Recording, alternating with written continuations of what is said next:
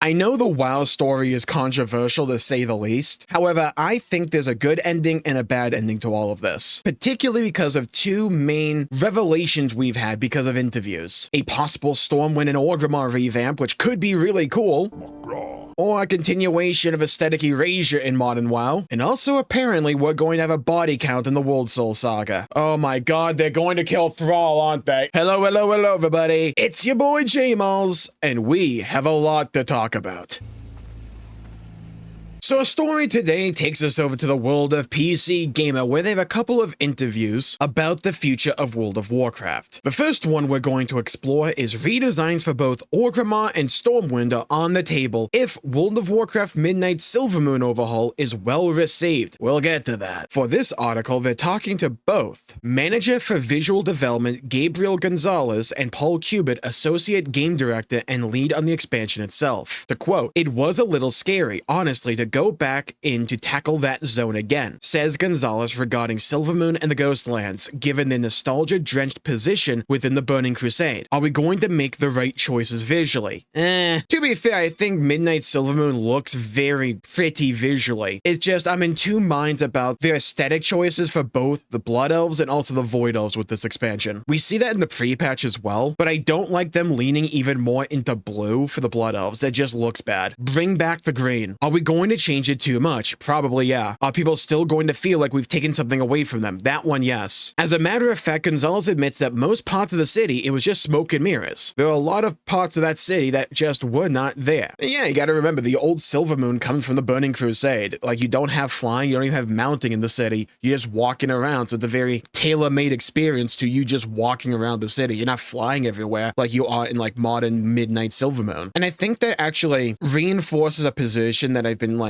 thinking more and more about lately, and that is, I don't know if I could ever have liked Midnight Silvermoon more than the original Silvermoon, because like walking around both, they both have that decent sense of scale and everything, and this might be the most like classic Andy take I'll ever have or something, but I do think there is something about Silvermoon that becomes a bit compromised when you're flying around everywhere, and how open the city now has to be to accommodate skywriting, especially compared to like going back to TBC, because TBC Classic's going on right now. You can go back there and experience Silvermoon as it was first presented to the player base, and it's a completely different experience. And I think the sense of scale, the size, the unique aesthetic the Blood Elves brought to the table instead of just being generic high fantasy elves, I think we lose that in more modern iterations of the story, and not in like minor ways either. There's also just like an unfortunate consequence of the Midnight story, because like, yeah, the Void Tear's a really cool thing visually, especially for the story of Midnight, right? It just works. However, I do prefer the vibe and the visual old Silvermoon brought to the table, because I prefer it like feeling sunny there. But I do think with the story, the visual for the Void Tear does work a lot for Midnight. Looking at this visual from outside Silvermoon, it looks incredible. The statue, the spires, the trees, the Void Tear, and the sun beam coming up from the Sunwell to meet it in the sky with the clouds surrounding it. It's a very impressive visual. And then you fly into the city itself, and you have this blue everywhere. And I know what they're trying to do with the blue. They're trying to make this like shared space feel and look faction neutral. It is a horde city, in my opinion. I think that's a mistake. And basically what they're trying to do is, if you see these like bluish banners, that means both the Horde and the Alliance can be there. If you see more traditional Blood Elven standards, that means that's Horde exclusive. And it's like, you can look at Silvermoon here. It is very impressive. I think they've done a great job overall with New Silvermoon. It absolutely looks stellar for the most part. And when you get down closer to the ground, I think you do get something similar to that sense of scale that old Silvermoon brought to the table, but it is modern. Wow, you're going to be flying everywhere, right? It's like, just look at this. Like, this looks absolutely gorgeous. It's pretty. Those Horde banners on the Blood Elf ships look awesome, dude. These giant towers, it looks great. The university here, Silvermoon looks incredible. However, when you look a bit closer, especially here, my opinion, and this may sound a bit nitpicky to some people, but I do think racial aesthetics in WoW matter so much. There's just too much blue. Now, there's always been some blue when it comes to old Silvermoon, right? But like, when you look at this closely, you'll notice a lot more, especially in like places in the walls like here. You got some windows here, you got the jewel here. I'm fine with the curtains because like Blood Elves have always had curtains kind of like this. Honestly, I would kind of prefer them to be a bit darker colored, but still, more of the windows here, accents here, banners over here. Their rationale for this is probably they want it to be very easy to identify for Alliance players where they can and cannot go. I think that does kind of undermine the aesthetic Silvermoon used to be so kind of known for, and I don't personally view that to be worth it. Compare it to the colors here. This is TBC Silvermoon. You still get some of that blue here, right? Like, absolutely. But it's far more sparse, and I think that makes it stand out even more and make it look more visually pleasing to the eye and interesting. But I also, again, like, look above. I know there's a lot of WoW players that will never really care that much about these seemingly minute details, but it is in these details that gives WoW its unique and beloved aesthetic. And I think Blizzard is far too willing to change stuff, and I think Blizzard is far too willing to change core aesthetics to try to suit their more modern version of the story than they should be. Yes, the Blood Elves have largely moved on from fel magic and stuff like that, so maybe we don't need giant fel crystals everywhere, even though they do look cool. Having said that, I don't think you need to change and completely alter their color scheme because some Alliance players really wanted to be High Elves in Silvermoon. I think it compromises the core aesthetic that World of Warcraft has cultivated since the Burning Crusade, and while Midnight Silvermoon still looks very pretty, should something from 2007 still look more visually pleasing to my eye compared to something that is able to be put out the door in 2026? I would argue probably no. It's like this spire with this sense of scale, this color scheme, it works for the Blood Elves because the Blood Elves have this like autumn vibe to them. Their use of color, their sparing use of these blue lights, more bluish water. So when the game does have the use of blue here, it stands out more. But when you're more willing to chuck blue everywhere, it just doesn't stand out as much. Now, why am I going in on this?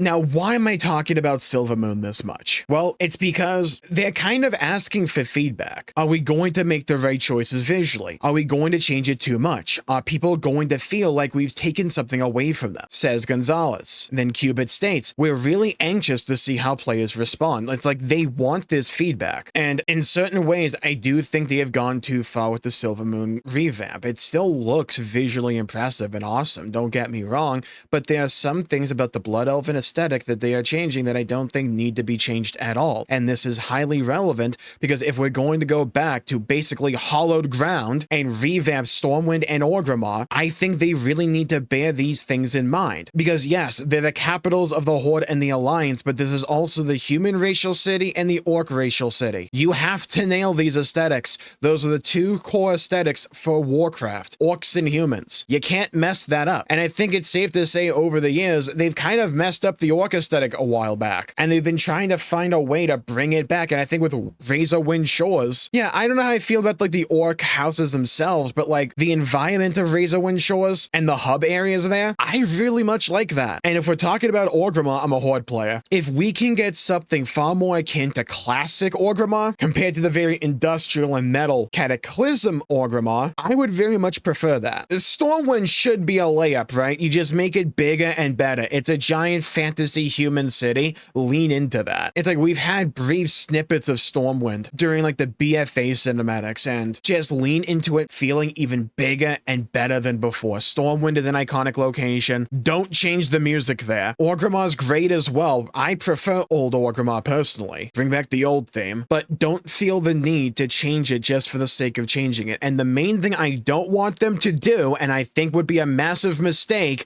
is to try to like shoehorn in every racial aesthetic from their respective factions into each of these cities. Small locations, absolutely sure. Like, for instance, the Night Elven district of Old Stormwind. That's a great way to still make it feel like Stormwind, but with a Night Elvish twist. While these places are the faction capitals, I still want them to feel like the human city and the orc city. So if we're going to run it back with Stormwind and Orgrimmar, I want them to feel like bigger, badder versions of their classic selves to some degree. Mainly Orgrimmar with that.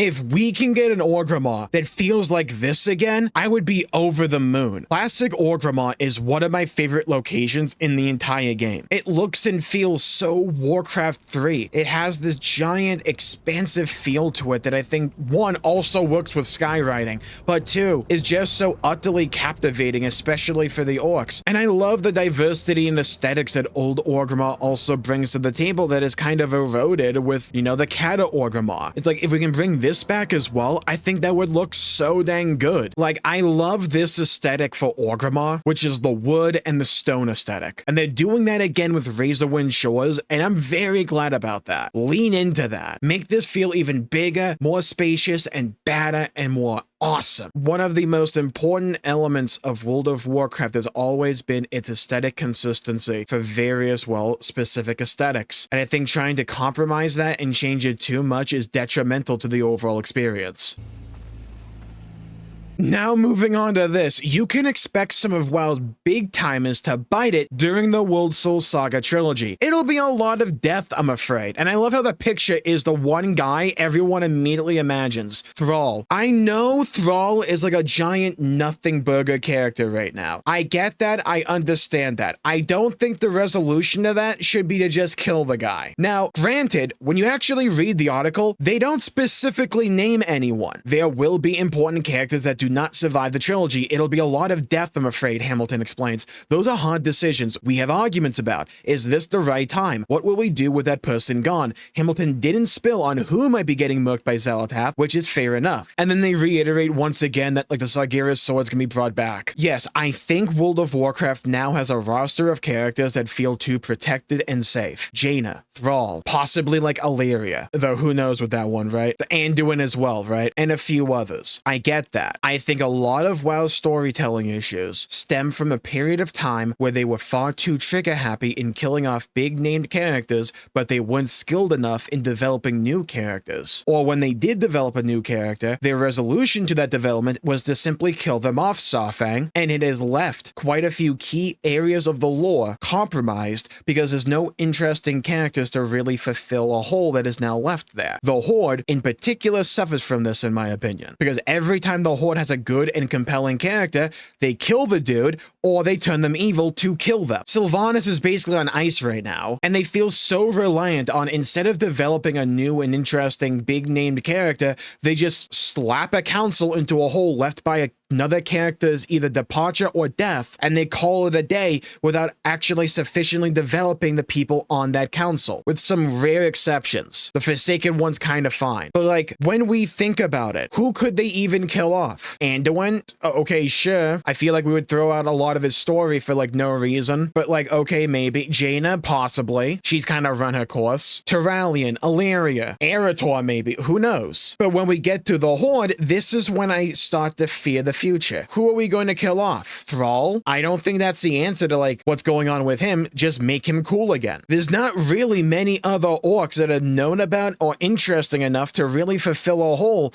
that like killing Thrall would leave. They could make Rokan an interesting character for the trolls. If they want to actually give him screen time, that would help. Bane's kind of a stand-in they always use nowadays, like Bane and Thrall. And then I worry, what if they kill Lorthamar? And the resolution to that is to bring like the High Elves and even the Void Elves back into Silvermoon, and instead of making it like a Blood Elven city, now it's just like all the elf tribes are united under one city again. Oh my god. I don't want to get too heated on this because they haven't even said that this was going to be their direction outside of uniting the elvish tribes. It's just, it feels so kind of predictable to me, and by the numbers and by the books and stale and old and bland, and it's just, oh my god, that's definitely something they would do, isn't it? I think what WoW really needs to focus in on is developing a whole bunch of great new characters. They need new blood badly, particularly on the Horde side, or actually take the time to develop the characters that are there, but I digress. I'm just a bit bit concerned we're going to go back to the days of Legion and BFA where they were far too kill happy, and it left giant holes in the lore and the story and these various regions of the world and cultures that they never bothered to fill. It's like we spent all of BFA developing the character of Saurfang just to kill him off and not do anything with that characterization. Besides, like, let's make a war council that is the most, like, lame part of the story now. I think there's a lot of elements to the modern story that have improved with the War Within, but there's still major elements that need to be rectified and course corrected. This is one of them, in my opinion. Their characters simply aren't good enough.